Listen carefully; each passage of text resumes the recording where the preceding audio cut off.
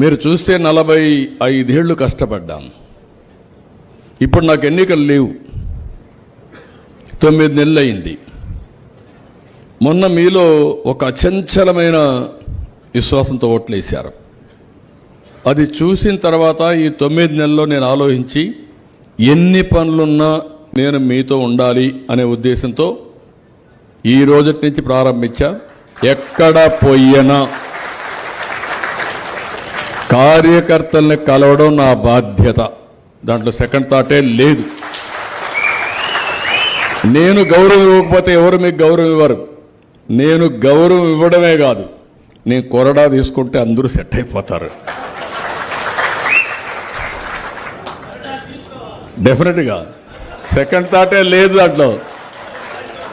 డెఫినెట్గా నేను చెప్తున్నా, మనమందరం అనుసంధానం కావాల్సిందే. సెకండ్ థాట్ లేదు. నేను కూడా చాలా మెకానిజం ఎస్టాబ్లిష్ చేస్తున్నా.